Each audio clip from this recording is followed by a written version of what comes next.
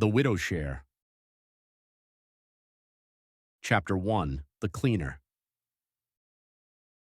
The phone rang at 3:42 a.m. Elena Vance didn't groan.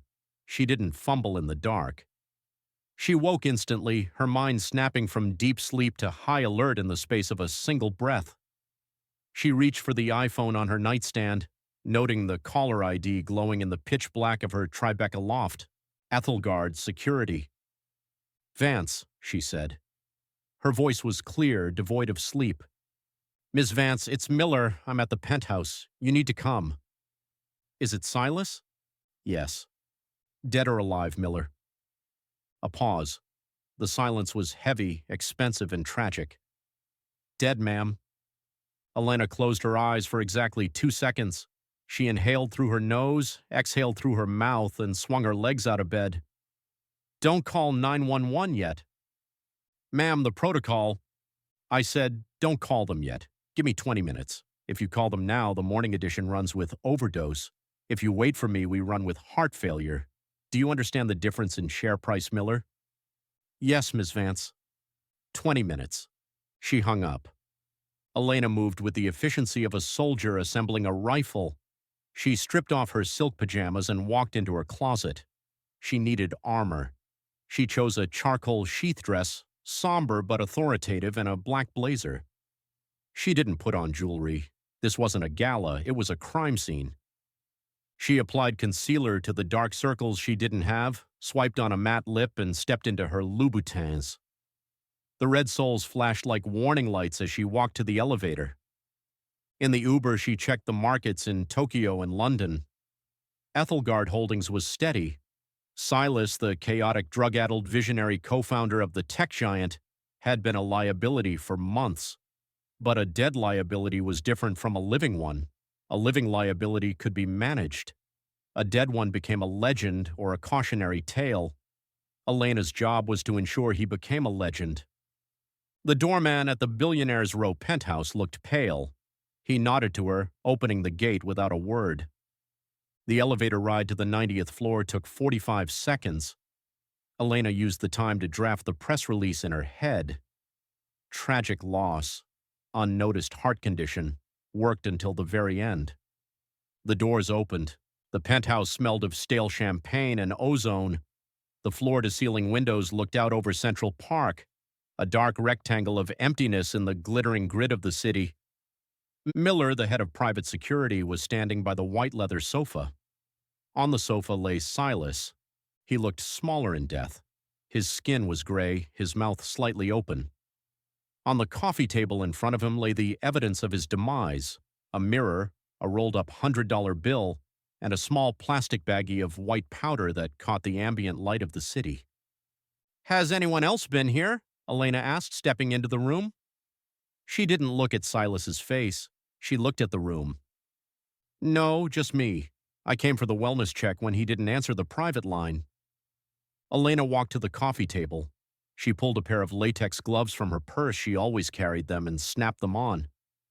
"What are you doing?" Miller asked, his voice tight. "I am protecting the legacy," Elena said calmly. She picked up the baggie. She walked to the wet bar, turned on the tap, and dumped the powder down the drain, running the water until it was gone. She rinsed the baggie and put it in her pocket. She took the rolled-up bill, unrolled it, and placed it in her wallet.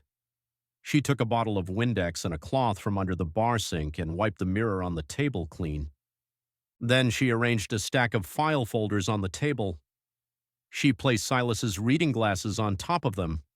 She took a half-drunk glass of scotch and placed it near his hand. She stepped back. It no longer looked like a party that had gone wrong. It looked like a late night of work that had ended in tragedy. "He died working," Elena said, peeling off the gloves.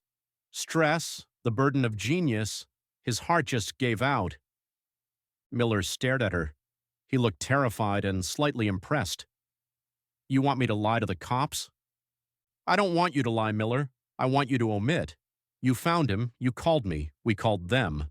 That's the timeline." She pulled out her phone. "Now call 911. As Miller dialed, the elevator chimed again. Elena turned, shielding her eyes against the sudden motion. The doors slid open and Julian Thorne stepped out. If Elena was the armor, Julian was the sword. He was wearing a tuxedo, his tie undone, hanging loose around his neck. He looked like he had just come from a charity ball or a high-stakes poker game. He didn't look like a man mourning his business partner. He walked into the room, his eyes scanning the scene. He saw the body, he saw the clean table, he saw the files. Then he looked at Elena. His eyes were a startling icy blue. He didn't blink. He looked from the clean mirror to Elena's purse, where the baggie was hidden. He knew. A slow, terrifying smile ghosted across his face. It wasn't a smile of happiness, it was a smile of recognition.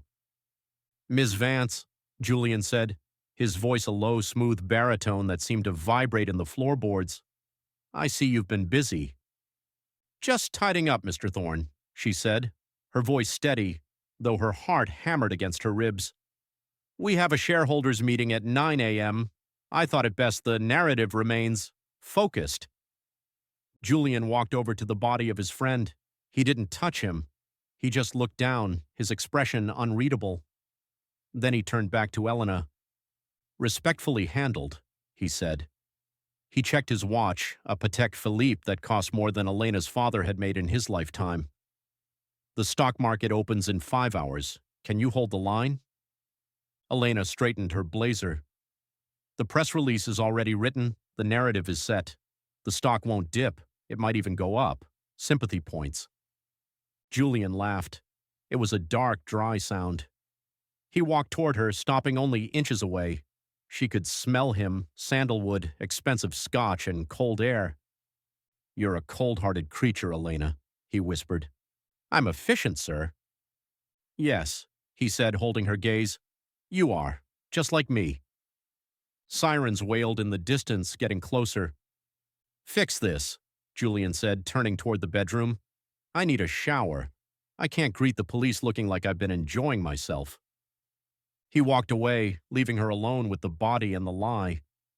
Elena took a deep breath. The game had begun.